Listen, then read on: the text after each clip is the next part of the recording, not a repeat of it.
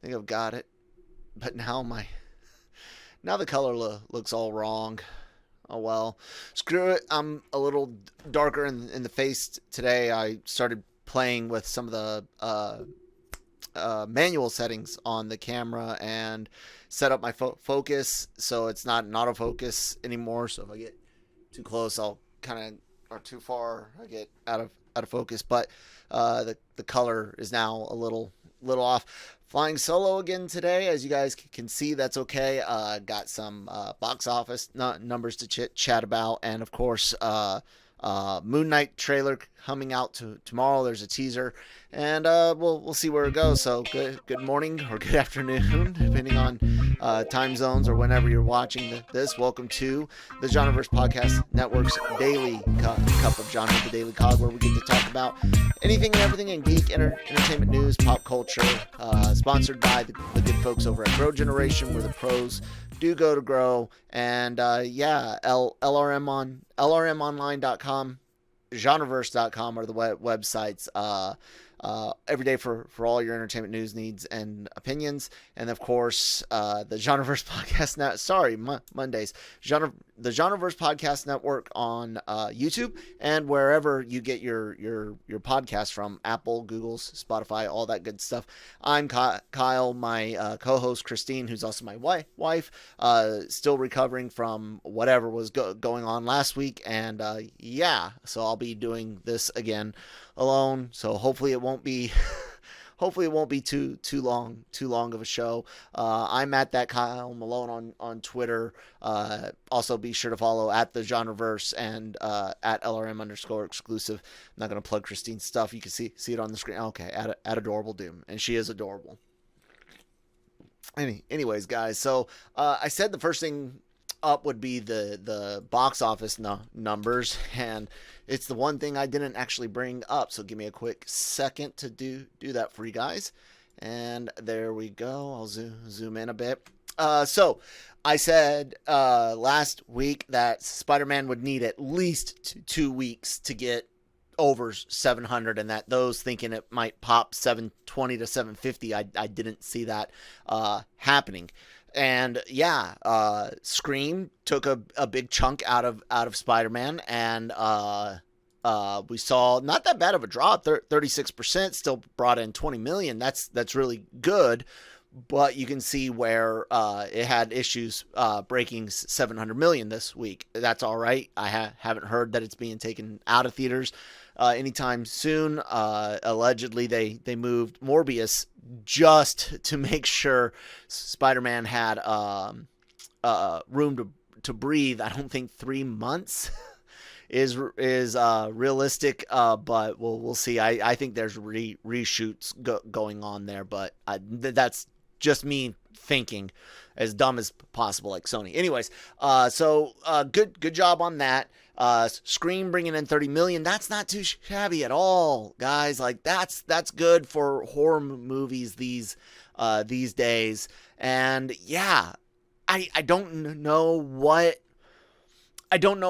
tomorrow's going to bring here. Spider-Man had a great opening and then went in its second week very, very, very similar to other movies over the last year, over 2021, and then it did really well afterwards. There were some repeat viewings, I believe, and then also some people that may have thought they would be willing to wait decided not to wait. Regardless, great jobs, Spider-Man. And Sony and Marvel, mostly Marvel, because you guys obviously don't have the playbook. Otherwise, you wouldn't be still working with them. But yeah, everyone that knows the show knows me, or any of the other shows on the GenreVerse Podcast Network, knows that I cannot stand. So they're just so. They're patronizing, however you want to say it. They are condescending as all freaking hell. They don't have any faith in their audiences and intelligence, and I don't like that. But box office numbers looked good overall. Let me bring this back up real quick. I wanted to look up. There's the search. Candyman.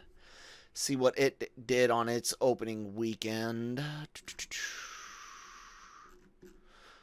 Opening weekend, 22. Okay, so that's not bad. And then Spiral was another horror movie that came out this year, or well, last year. Spiral right here. It did not have a great one. 8 million. What other horror movies came out in 2021?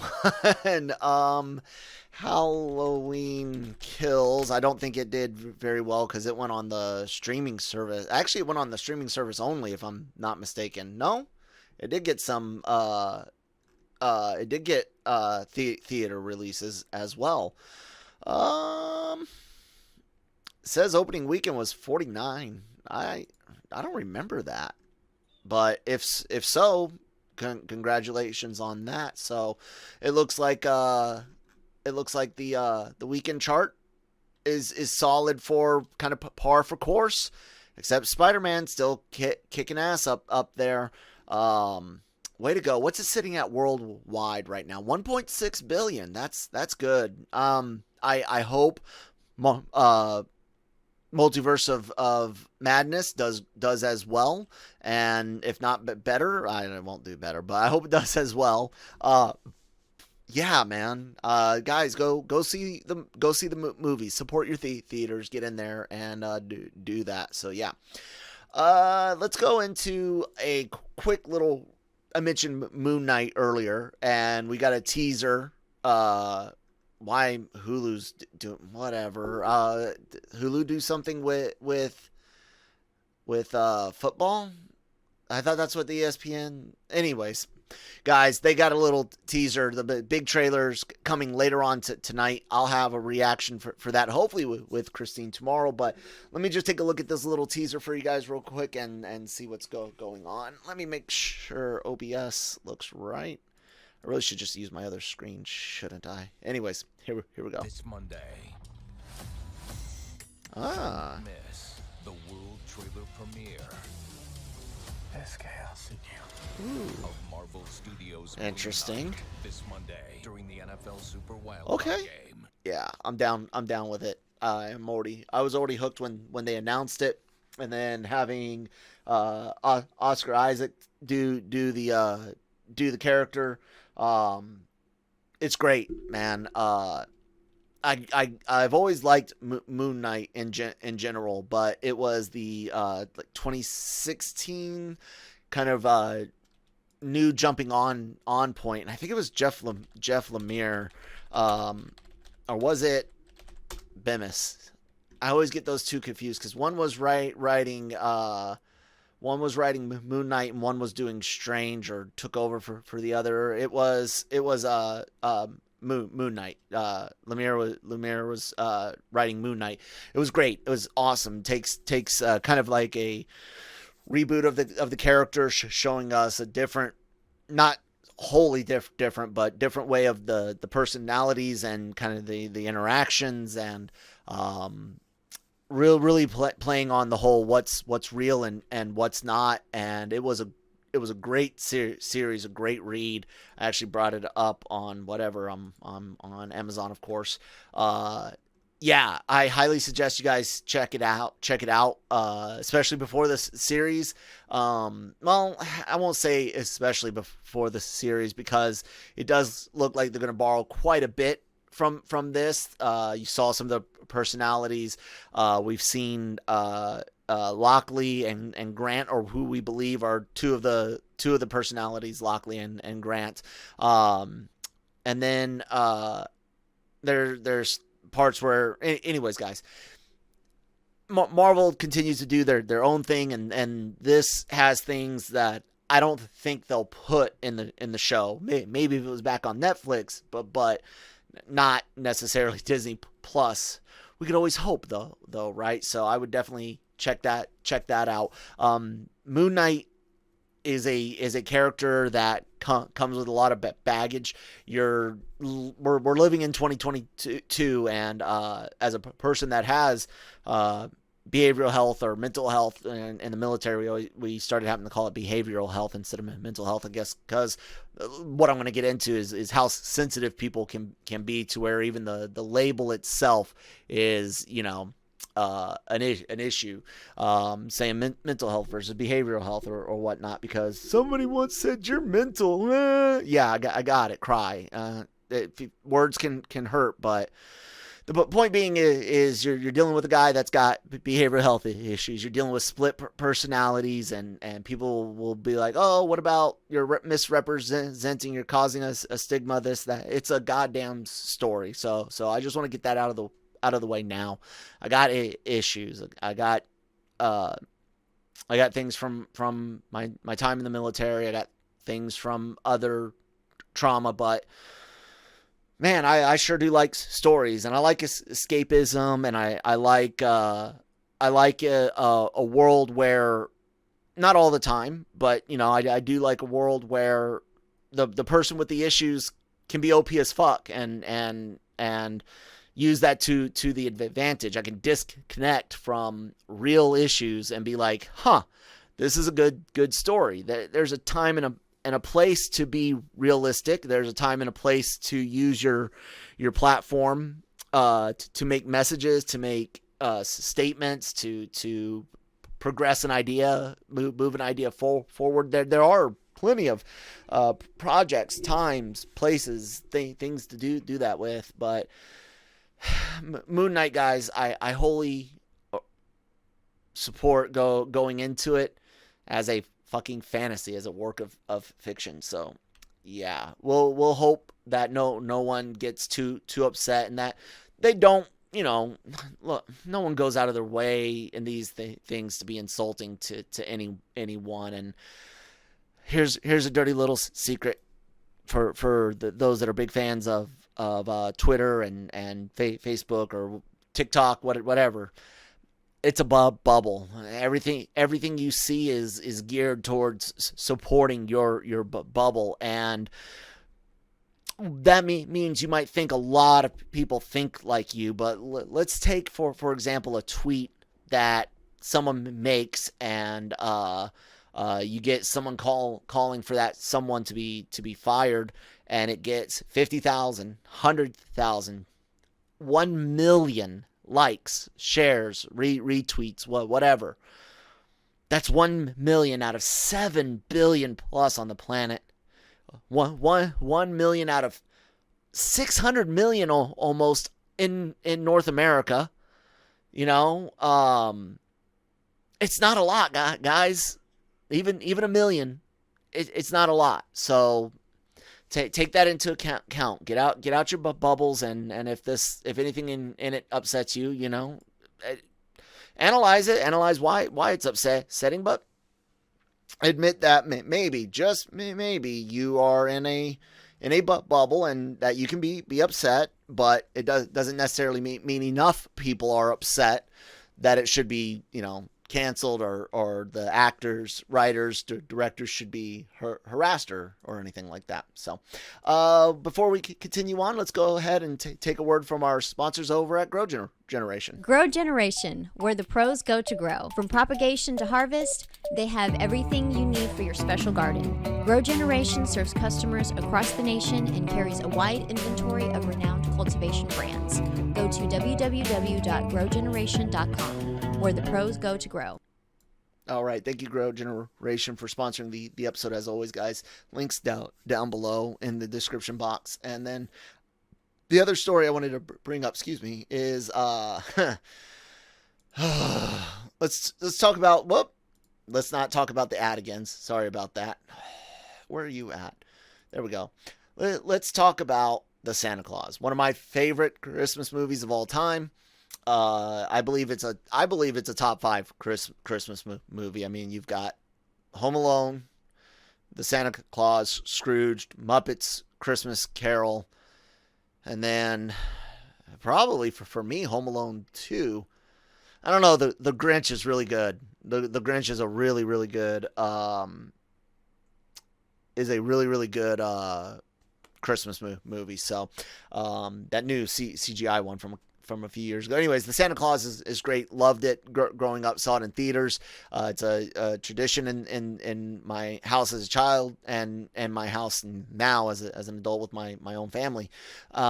It's getting a continuation series. I did not see Santa Claus 3, and I don't remember too well enough. Only seen it a couple times because I didn't care for them too much. The first one is kind of lightning in a bottle. It's a very unique idea, and they had to figure out new perils to put Santa Claus in to get this secret. So, you got to get married. Here's someone screwing you out of your position. In the third one, I think it was, and then.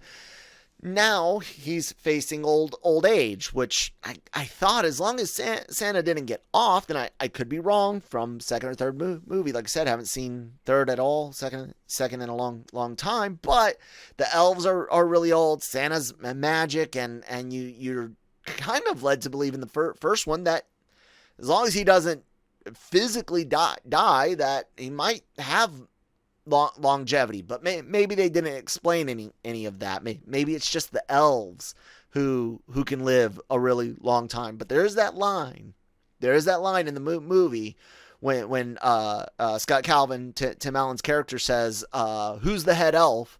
And the elf that he's talking to responds to him, "You are. Like, you're the head elf." So I always took that as Santa, the OG original Santa, however far back that goes, was at least part elf, had enough elf magic. I don't know. It's just kind of the way I took it. Bernard was a regular sized, person, didn't really, seem very elfish, was old. I could believe it. Anyways, so now he's getting old and doesn't want to be Santa forever, or realizes he can't be Santa forever. And let's see. Hold on one second. My parents are dealing with the virus, and I'm checking some messages, and they seem okay. They seem okay. And yeah. Anyways, I don't know about the whole age thing, because like I said, I thought he would live, but he's gonna, according to Variety, for those listening on the app, the Santa Claus franchise is being continued as a limited series, so thank God it's limited, at Disney Plus, with Tim Allen returning to star as Scott Calvin. Calvin is on the brink of his 65th birthday and realizing he can't be Santa forever, starting to lose a step in his Santa duties. And I thought that was the third movie. Like, that's how, what's his name, took over or something. Anyways, he's got a family who could benefit from a life in the normal world, especially his two kids who have grown up at the pole, with a lot of elves, children, and family to please. Scott sets out to find a suitable replacement Santa while preparing his family for a new adventure in a life south of the pole. So, yeah, there you guys go. It could be cute, could be fun, could be funny, but I didn't care for the second movie. I didn't even care enough to see the third movie. Maybe I should. Are they any good? Let me know in the comments below. But yeah, I want something new. Like, at least this is a deep cut that hasn't been redone 1,000 times. Sequels notwithstanding, or whatever the saying goes like. But I don't know, guys. Like, they think about all of the Christmas movies that I just named. Two Home Alones, the Santa Claus, Muppets Christmas Carols, Scrooged.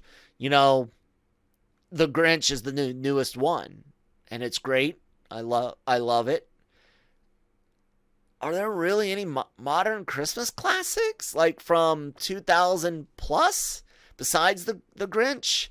Elf, I know a lot of people like Elf. When did Elf come out? I know I've done this before. Elf, IMDb. 2003. Okay, so there's a couple. But think about, things like a Christmas story, Christmas Vacation. Think about, my God, all the classic cartoon movies that everyone loves and remembers. Rudolph the Red-Nosed Reindeer and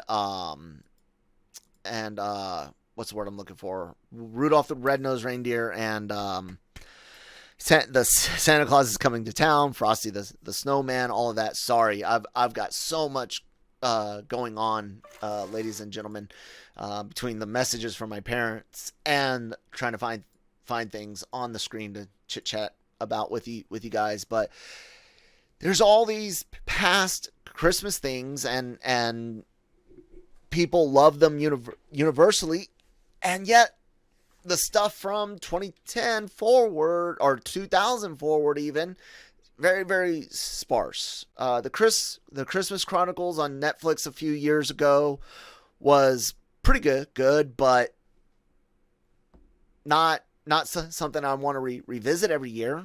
And Hawkeye, I had hopes for. Might try to rewatch some of it next year, but it kind of got in its own way. We'll see. We'll see what the Santa Claus series does and if it's any good. But yeah. Anyways, I was gonna talk about some Vincent D'Onofrio. I can't pronounce the name. Talking about the Daredevil being canceled because of Disney Plus, but I mean, pretty much everyone figured that was the case. I mean, why are you going to have your stuff on somebody else's things if you don't have to, if you're making your own service? So that being said, I will go ahead and wrap it up for today, guys. Thank you so much for listening. Hopefully Christine will be on tomorrow to talk about other things in the GenreVerse here on the GenreVerse Podcast Network, wherever you get your podcast from. I'm showing Spotify up on the screen now. Daily COG, Breaking Geek Radio, both cover everything. Breaking Geek really does a lot of reviews and long, as you can see, hour and 43 minute long discussions. Anime-Versal Reviews, the AVR podcast, doing Sabiki Bisco or Sabiki Bisco. I'm not sure. I don't think they're going to pronounce that you. I'm not. I don't think so. I'm not sure on the grammatical rules for that. But it's a crazy show. We record Tuesdays and release Wednesdays right now for that. The Cantina, doing Cantina reviews for Book of Boba Fett. Episodes 4, 5, 6, and 7, probably big deals. I've heard, 4 is where things are supposed to kick off. Some, news that LRMonline.com, every day for all your entertainment news, needs, and opinions, talked about, things like Cad Bane and I know we didn't break the boss story, but we talked about it, or maybe we did. I don't remember, but it might have some issues, but check it out. And then this week, our final review for episodes 5 through 10 of Cobra Kai season 4 on the No Mercy podcast. And yeah, guys, just lots of great things. And Marvel Multiverse Mayhem as well, doing Marvel reviews. We got Deadpool coming up next, and we're going to be doing a special format for a really crappy movie in a few weeks. So keep tuned. Subscribe to the YouTube channel, brand new GenreVerse YouTube channel. All of the podcasts are going up there now, no longer at the LRM YouTube channel.